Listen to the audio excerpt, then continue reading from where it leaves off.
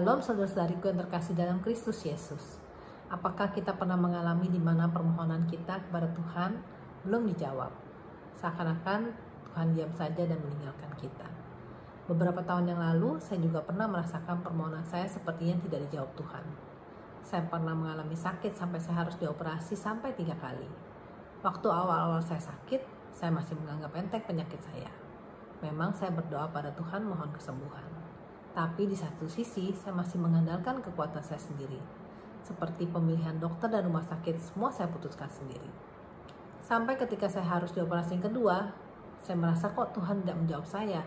Permohonan saya untuk sembuh sepertinya ditolak oleh Tuhan. Bahkan setelah operasi yang kedua, saya masih harus menjalankan terapi infus antibiotik setiap 8 jam sekali. Bayangkan, saya yang paling takut dengan jarum suntik, saya harus diinfus sehari 3 kali. Waktu itu saya benar-benar sangat menderita. Tapi ternyata permohonan saya kali ini pun tetap tidak dijawab Tuhan. Malah saya masih harus dioperasi untuk ketiga kalinya. Kali ini suatu operasi yang besar. Bahkan dokternya pun bilang pada suami saya kalau saya tidak segera dioperasi, saya pasti tidak tertolong. Akhirnya waktu itu saya cuma bisa pasrah saja. Saya tidak bisa apa-apa lagi. Saya hanya bisa mohon belas kasih Tuhan. Saat itu saya tahu hanya kebaikan Tuhan saja yang bisa menolong saya. Dan ternyata benar, di saat saya sudah tidak berdaya dan membiarkan Tuhan yang bekerja, Tuhan memberikan belas kasih-Nya kepada saya. Walaupun saya harus dioperasi, melalui operasi yang besar dan harus melewati masa pemulihan yang lama, Tuhan tidak membiarkan saya sendirian. Dia datang mendampingi saya, melalui romo, keluarga, dan teman-teman saya. Hari ini kita mau belajar dari seorang perempuan Yunani, bangsa Siro-Fenisia, di mana permohonannya seperti ditolak Tuhan. Tapi karena kegigihannya, dia tidak menyerah, dia terus mohon pada Tuhan dengan rendah hati sehingga Tuhan berbelas kasih kepadanya. Kisah ini kita ambil dari Injil Markus bab 7 ayat 24-30. Perikop yang berjudul Perempuan Siro-Fenisia yang Percaya. Perikop ini diawali dengan kepergian Yesus dari Genesaret ke Tirus, yang letaknya 50 mil utara dari daerah Israel. Dalam perjanjian lama, kota Tirus dikenal sebagai kota yang tidak mengenal Tuhan, dan sering dianggap bermusuhan oleh orang Yahudi. Sepertinya kali ini Yesus berharap di Tirus tidak ada orang yang mengenal dia. Tapi ternyata kedatangannya kali ini pun tidak bisa dirahasiakan. Ada seorang perempuan yang anaknya kerasukan roh jahat. Begitu mendengar kedatangan Yesus, langsung segera bangun dan mencari Yesus. Perempuan ini seorang Yunani, bangsa Siro-Fenisia, suatu bangsa kafir yang tidak mengenal Allah Israel. Selain dia orang kafir, dia juga seorang perempuan yang saat itu adalah dianggap warga kelas 2. Berarti statusnya sudah double minoritas. Ditambah lagi kondisi dia mempunyai anak yang kerasukan roh jahat. Jadi di mata orang Yahudi, dia pasti dianggap seorang yang najis dan tidak pantas untuk menemui Yesus. Walaupun tahu dirinya tidak pantas, perempuan ini nekat menemui Yesus. Perempuan ini mungkin sudah putus asa dan sedih melihat keadaan anaknya. Mungkin dia sudah berusaha kemana-mana, tapi tidak ada orang yang bisa menyembuhkan anaknya. Jadi dia tidak peduli lagi dengan statusnya. Dia berjuang menembus segala macam rintangan agar bisa menemui Yesus. Dan pasti perempuan ini juga sudah mendengar tentang kehebatan dan kebaikan hati Yesus. Jadi dia timbul harapan bahwa Yesus pasti bisa dan mau menyembuhkan anaknya. Maka dia langsung datang dan tersungkur di depan kaki Yesus. Dia tidak menunda-nunda lagi dan langsung action.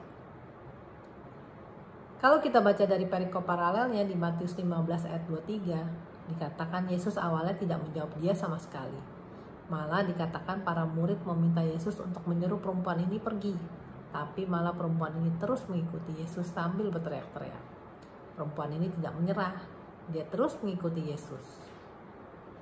Nah, setelah kita lihat kegigihan ibu ini, kita pasti berpikir kalau Yesus akan mengabulkan permintaannya.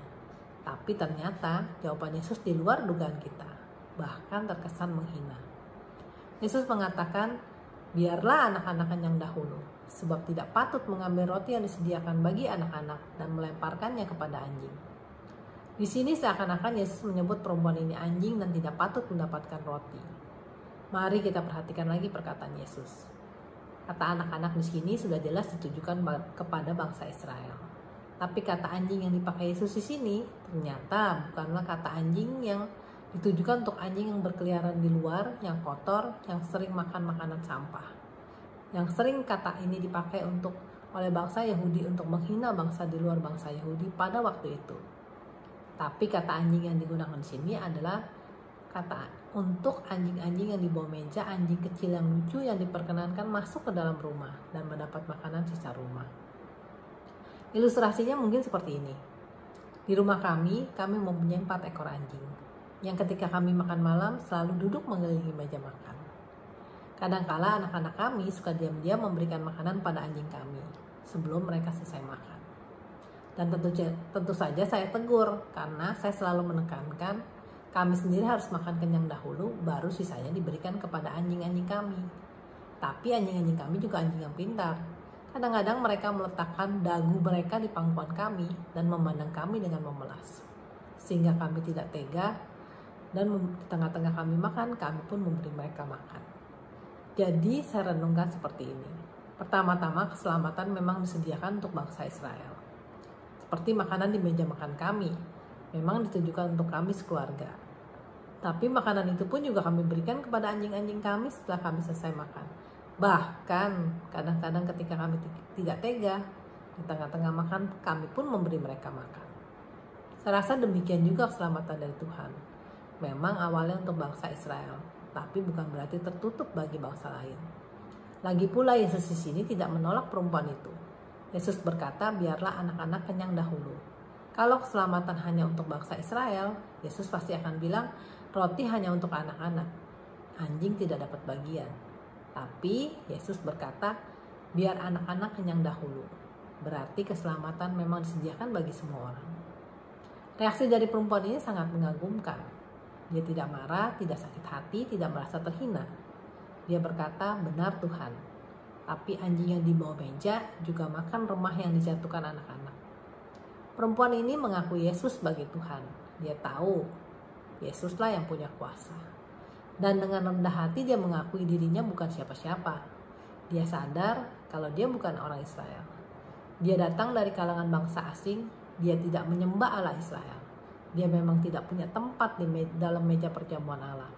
Dia tahu dia memang tidak pantas, tapi dia percaya kalau dia masih bisa makan remah yang jatuh di bawah meja. Dia percaya rahmat Tuhan berlimpah bagi banyak orang. Sekalipun ditawarkan untuk orang Israel, tapi masih banyak sisanya. Dan sedikit kebaikan Tuhan saja sudah cukup untuk menyelamatkan anaknya. Setelah mendengar jawaban perempuan ini, Yesus membenarkan perkataannya dan menyuruhnya pergi. Kata Yesus, karena kata-katamu itu, pergilah sekarang, sebab setan itu sudah keluar dari anakmu. Dalam Matius 15 ayat 28 dikatakan Yesus mengakui kebesaran imannya. Kata Yesus, hai ibu, besar imanmu, maka jadilah kepadamu seperti yang kau kehendaki. Iman perempuan ini memang sungguh luar biasa. Walaupun dia tidak melihat Yesus berbuat apa-apa untuk menyembuhkan anaknya, ketika Yesus menyuruhnya pulang, dia langsung percaya akan perkataan Yesus. Perempuan ini percaya dan langsung pulang ke rumahnya dan mendapatkan anaknya sudah sembuh. Dari perikop ini ada 2 hal yang bisa kita pelajari. Yang pertama, ketika masalah datang, baik masalah kecil maupun masalah besar, baiklah kita selalu datang pada Yesus. Jangan pernah menunda. Kita percaya Tuhan pasti menolong kita. Kedua, jika kita sudah mohon pada Tuhan tapi tidak ada jawaban dari Tuhan, jangan putus asa. Sadarilah kalau di luar Tuhan kita juga tidak bisa berbuat apa-apa. Terus mohon belas kasih Tuhan dengan rendah hati dan percaya bahwa Tuhan pasti memberikan yang terbaik sesuai kehendaknya dan waktunya. Selama kita hidup, kita semua pasti punya masalah.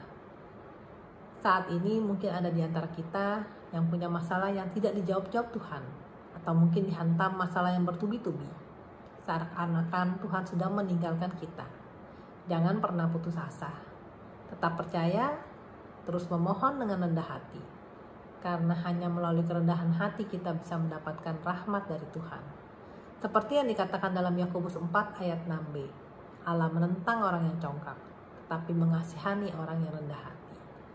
Bila ada masukan, mohon berikan komentar Anda. Jangan lupa di like and subscribe. Juga di share agar kita bisa saling memberkati. Amin. Tuhan Yesus memberkati kita semua.